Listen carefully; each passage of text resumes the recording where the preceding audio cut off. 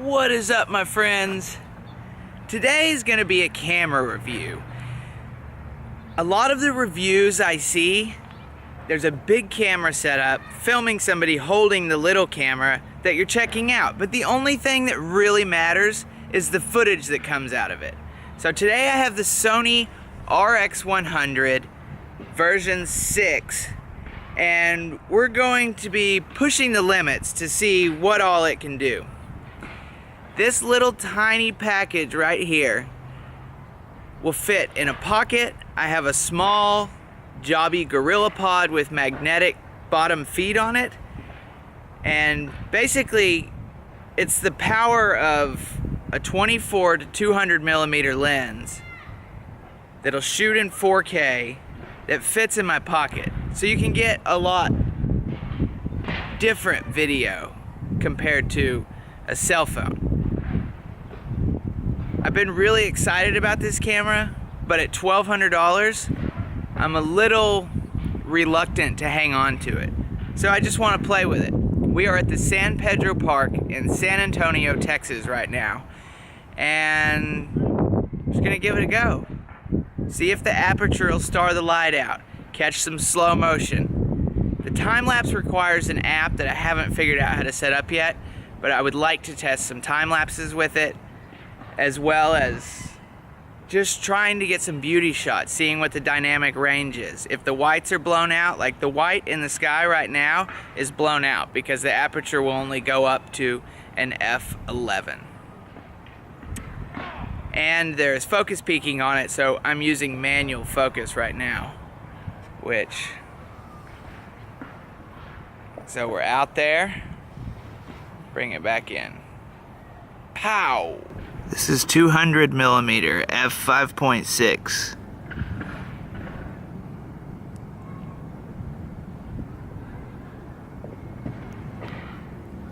Alright, so now I'm testing out the stabilization. I don't know exactly what it's going to look like.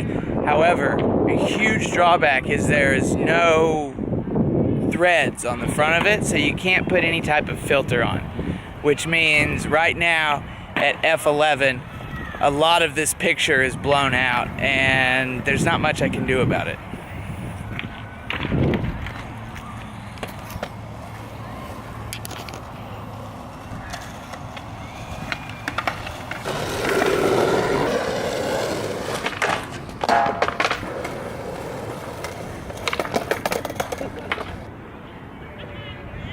So one of my favorite shots is closing the aperture up and getting a star pattern on it, and that's not possible. Like, I can cut my head off with the sun because all of the information in this part of the picture is gone.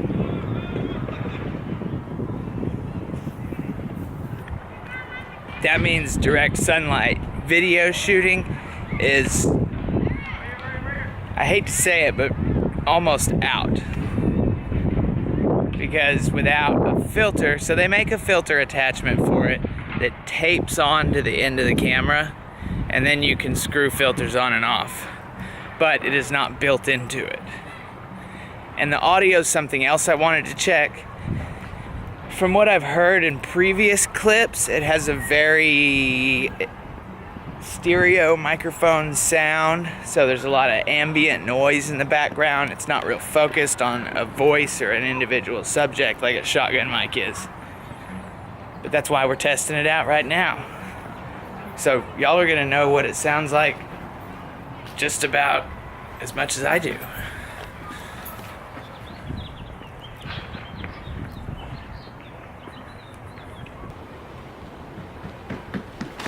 Yo, let's check out this slow-mo.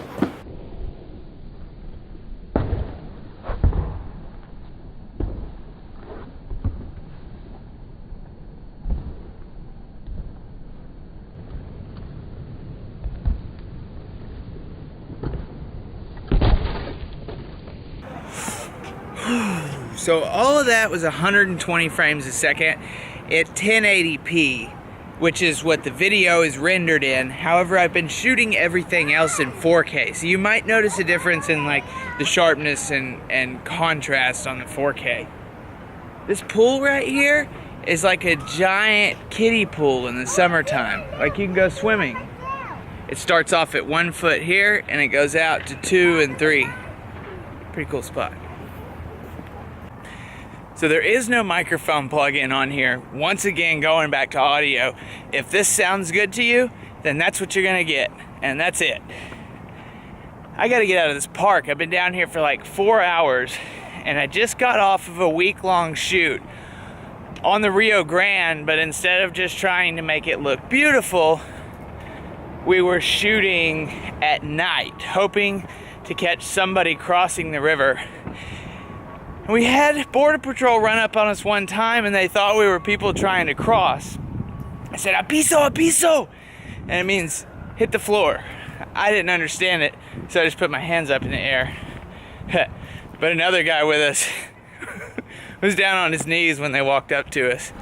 If you're curious about battery life, over about an hour shooting in the park, I went through an entire battery. Which means if you're going out for a full day shoot and the camera will be on for, say, 4 hours, you need to plan on having 4 batteries with you.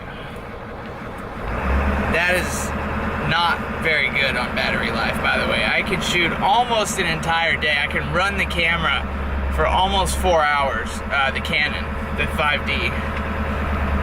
And we've been shooting on some other Sony cameras and their batteries don't last long either. So I guess that's part of the size. The size deal is the batteries and how long they last. And also the power of the camera, because all of these little tiny cameras, when you start shooting slow motion, running peaking and zebras and shooting in 4K and high frame rates, like it sucks through some battery. But I love having those tools instead of needing a whole another piece of equipment to do something because the current piece won't do it. Like the 5D will only shoot 60 frames a second at 1080. Why my cell phone will shoot 240? I don't get it. And there's a huge difference in quality, but it's not even explainable because like the sensor sizes can be the same and the picture looks different. Don't ask me. Maybe it's an emotional thing. That's what my buddy told me. He said, "I love shooting on film." I said, "Why do you like shooting on film?" He said, "Sometimes you just don't notice. It's about the feel of it. It's an emotional experience looking at it. It should take you on a journey to the place where the shot came from."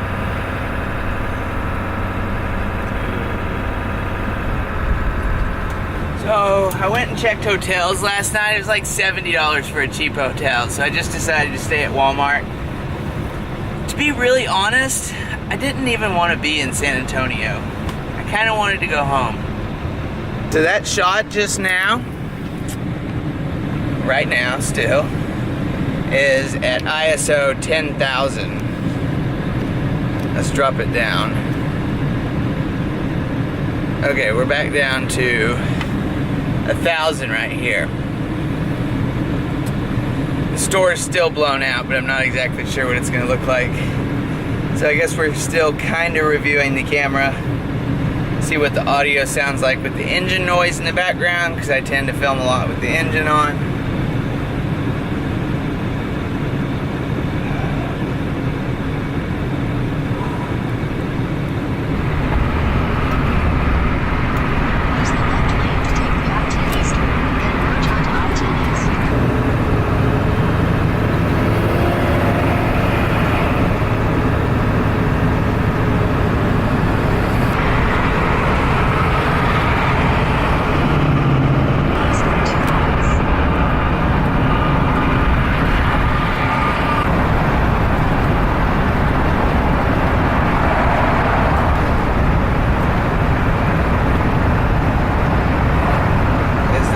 Out the sun, got the aperture closed at 11.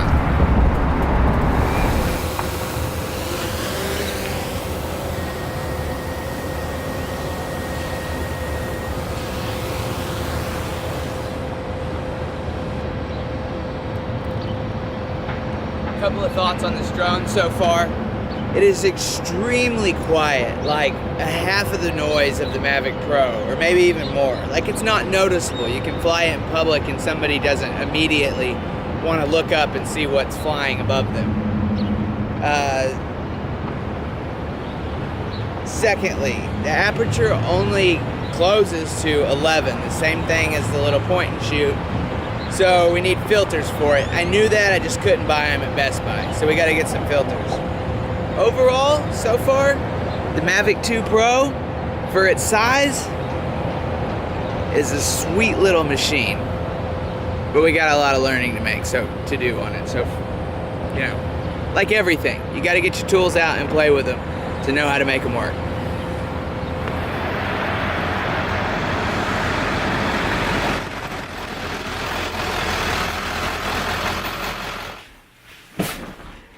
Okay.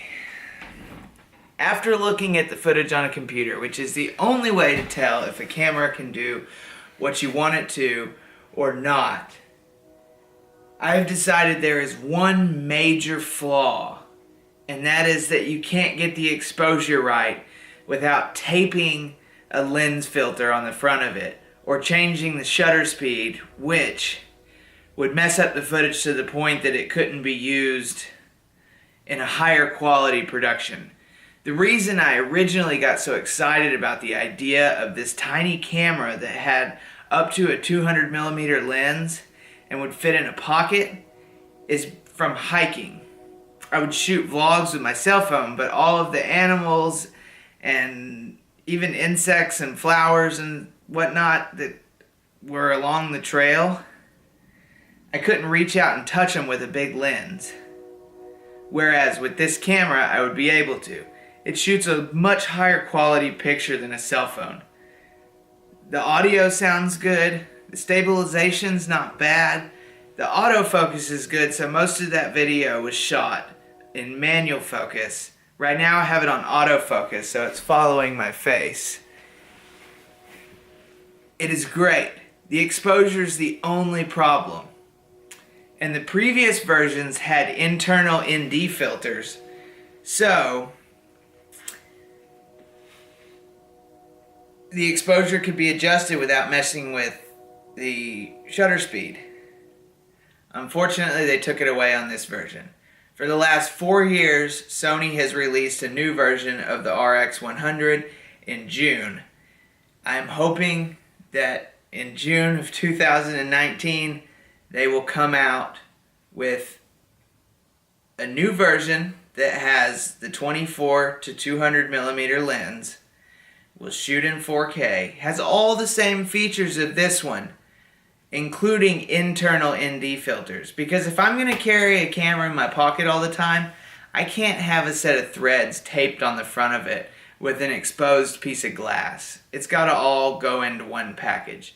It's a lot to ask for, but for $1,200, I mean, for a point and shoot camera, I feel like it's worthy of asking for all that. So, I am taking this one back to Best Buy this afternoon for the simple reason that I can't get the right exposure just pulling it out of my pocket. You gotta add stuff onto it. And the Mavic 2 footage, it has the same sensor, not the exact same, the same size sensor as this camera, and it's going to require filters also, but I don't mind putting a filter on a drone because you've got a bunch of junk to mess with anyways. But this little bad boy was made to sit in my pocket, and I just don't think it's gonna work, not for the money anyways. So thank you so much for watching. I love you guys. I hope you have a great night. If y'all have any questions, feel free to ask me, and I will see y'all soon. Peace.